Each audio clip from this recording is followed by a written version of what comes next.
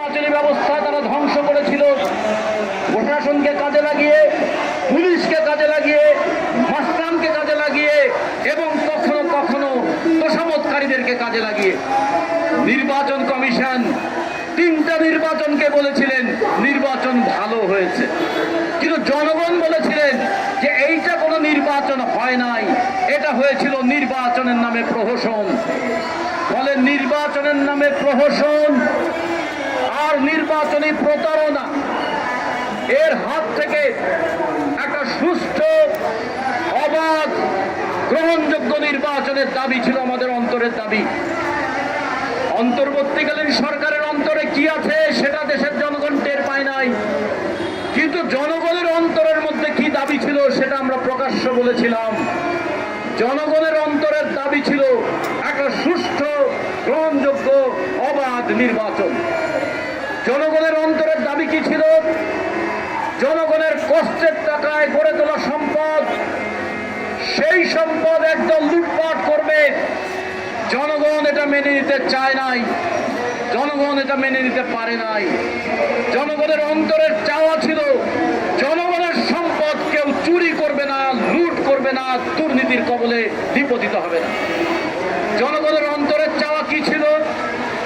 জনগণের অন্তরের চাওয়া ছিল দেশের সম্পদ বিদেশে পাচার হবে না। আমরা 190 বছর বিদেশি ব্রিটিশ বেনিয়ার বিরুদ্ধে লড়াই করেছিলাম। আমরা 23 বছর পাকিস্তানি শাসনের বিরুদ্ধে লড়াই করেছিলাম। ব্রিটিশরা এই দেশের সম্পদ পাচার করে ইংল্যান্ডে নিয়ে যেত, পাকিস্তানিরা এই দেশের সম্পদ পাচার করে পাকিস্তানে নিয়ে যেত। ফলে সম্পদ পাচারের বিরুদ্ধে 190 বছরের স্বাধীনতার সংগ্রাম, 23 বছরের স্বাধীনতার সংগ্রাম আমরা করেছিলাম। স্বাধীনতার পর গত 54 বছরে এমন সরকার আমরা তৈরি করেছি, আগে বিদেশিরা সম্পদ বিদেশে নিয়ে যেত, এখন দেশি লুটপাটকারীরা সম্পদ বিদেশে পাচার করে। সুইস ব্যাংকে আমাদের দেশের আমানতের পরিমাণ 23 গুণ বেড়ে গেল। এই টাকা কে পাচার করেছে? আমার এই রিক্সা চালক শ্রমিক। এই টাকা কি পাচার করেছে আমাদের গার্মেন্টসের শ্রমিক? এই টাকা কি পাচার করেছে আমাদের কৃষক? এই টাকা কি পাচার করেছে আমাদের গৃহকর্মী? এই টাকা কি পাচার করেছে আমাদের নির্মাণ কর্মী? এই টাকা কি পাচার করেছে আমাদের মিডিয়া কর্মী? তারা টাকা পাচার তো দূরের কথা, যে বেতন পায় তাদের সংসার চালানোই মুশকিল। টাকা পাচার যারা করলো, এই টাকা পাচারকারীরা ক্ষমতার সঙ্গে গাঁটছড়া বেঁধেই দেশের টাকা পাচার করেছে। ফলে টাকা পাচার এবং ক্ষমতার সঙ্গে সম্পর্ক দুটোকেই জনগণ দেখেছিল। ফলে টাকা পাচার বন্ধ করতে চেয়েছিল বলে এই ক্ষমতাকে উচ্ছেদ করতে চেয়েছিল জনগণ। ফলে জনগণের অন্তরের চাওয়া ছিল পরিষ্কার। জনগণের অন্তরের চাওয়া ছিল কৃষক ফসল ফলিয়ে তার ন্যায্য দাম পাবে।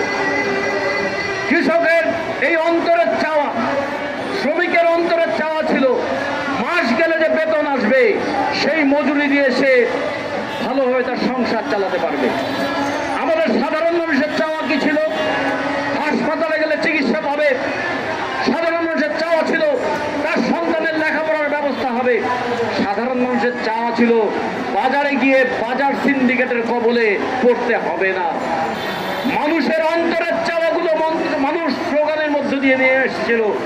সেই স্লোগান ছিল বৈষম্যের কবল থেকে দেশকে মুক্ত করতে চাই, লুটপাটের কবল থেকে মুক্ত করতে চাই।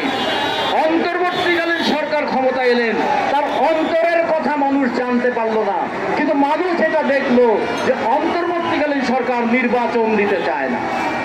মানুষ এটা দেখলো অন্তর্বর্তীকালীন সরকার সে লুটপাটের ব্যবস্থা পরিবর্তন করতে চায় না। অন্তর্বর্তীকালীন সরকার দুর্নীতিবাজদেরকে গ্রেপ্তার করতে চায় না। অন্তর্বর্তীকালীন সরকার